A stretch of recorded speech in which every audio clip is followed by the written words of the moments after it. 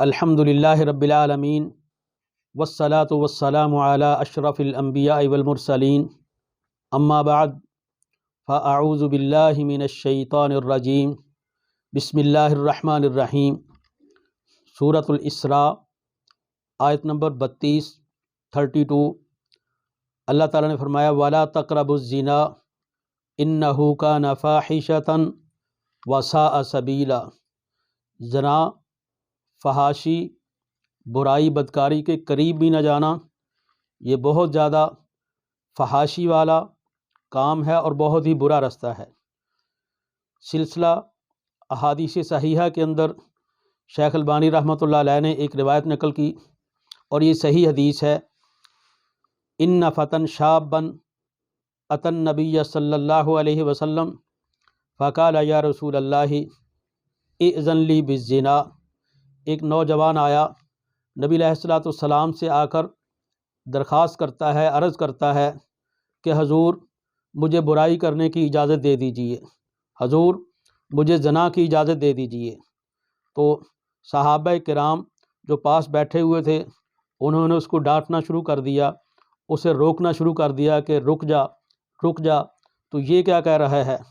تو نبی علیہ السلام نے اسے کہا کہ تو ذرا میرے قریب آ جا۔ قریب آ کے بیٹھ گیا تو نبی علیہ الصلوۃ والسلام نے بڑی حکمت کے ساتھ، بڑے اچھے انداز کے ساتھ اسے پوچھا کہ اتحبہ لامک، کیا تو پسند کرتا ہے کہ تیری والدہ کے ساتھ کوئی برائی کرے؟ اس نے کہا کہ لا واللہ جعلنی اللہ فداءک، حضور میں آپ پر قربان جاؤں، ایسے تو نہیں ہو سکتا، میں نہیں پسند کرتا کہ میری والدہ کے ساتھ برائی کرے۔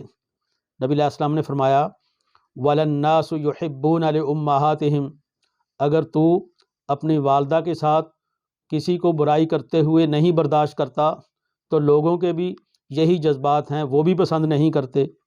پھر نبی علیہ السلام نے فرمایا أَفَتُحِبُّهُ لِابْنَتِكَ، کیا تو پسند کرتا ہے کہ تیری بیٹی کے ساتھ کوئی برائی کرے؟ اس نے کہا کہ لا واللہ یا رسول اللہ جعلنی اللہ فداءک، اس نے کہا کہ اے اللہ کے رسول میں آپ پر قربان جاؤں، ایسے تو نہیں ہوتا، میں تو کبھی برداشت نہیں کرتا۔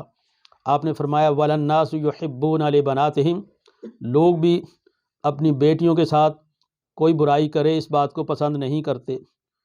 پھر نبی علیہ السلام نے فرمایا أَفَتُحِبُّهُ لِأُخْتِكَ، کیا تو پسند کرتا ہے کہ تیری بہن کے ساتھ کوئی برائی کرے؟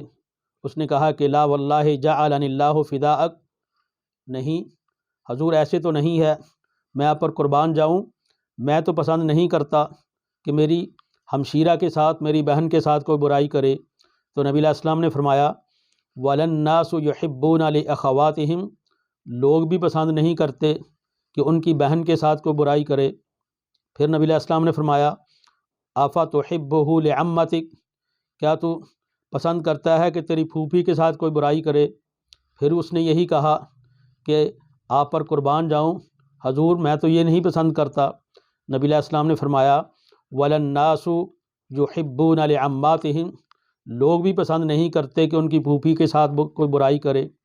پھر نبی علیہ السلام نے پوچھا أَفَتُحِبُّهُ لِخَالَتِكَ، کیا تو پسند کرتا ہے کہ تیری خالہ کے ساتھ کوئی برائی کرے؟ اس نے کہا کہ نہیں حضور آپ پر میں قربان ہو جاؤں، میں تو یہ بات پسند نہیں کرتا۔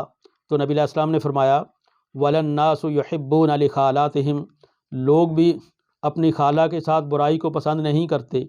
تو نبی علیہ السلام نے قریبی رشتے، بیٹی کا، بہن کا، خالہ کا، پھوپھی کا، یہ قریبی رشتے کہ کیا تو پسند کرتا ہے کہ ان کے ساتھ کوئی برائی کرے؟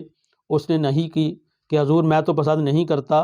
تو پھر نبی علیہ السلام نے اس کے اوپر ہاتھ رکھا اور پھر اللہ تعالیٰ سے دعا مانگی اللہم اغفر ذنبہ وطہر قلبہ وحسن فرجہ، اللہ اس بندے کے گناہوں کو معاف فرما دے، اللہ اس کے دل کو پاک کر دے، اللہ اس کی شرمگاہ کی حفاظت کر دے۔ تو جو بندہ برائی کی دعوت اس کی اجازت لینے آیا تھا، نبی علیہ الصلوۃ والسلام نے اتنے اچھے انداز کے ساتھ اسے سمجھا بھی دیا اور پھر ساتھ اس کے لیے دعائیں کیں کہ اللہ اس کو معاف کر دے، اس کے دل کو پاک کر دے، اس کی شرمگاہ کی حفاظت کر دے۔ صحابی کہتے ہیں، راوی کہتے ہیں فلم یکن بعد ذلک الفتح، یلتفت الی شیء۔ اس کے بعد دیکھا گیا کہ نوجوان نے کبھی برائی کا ارادہ نہیں کیا۔ اللہ تعالیٰ نے نبی علیہ الصلوۃ والسلام کی حکمت والی وہ سمجھانے کا انداز اور وہ پیاری دعا، اس کی وجہ سے اس نوجوان کے اندر تبدیلی لا دی۔ اللہ تعالیٰ سے دعا ہے کہ جو بھی بندہ ان برائی کے اندر مبتلا ہے، ملوث ہے، اللہ تعالیٰ ہر بندے کو اس برائی سے بچنے کی توفیق عطا فرمائے۔ وآخر دعوانا الحمد للہ رب العالمین۔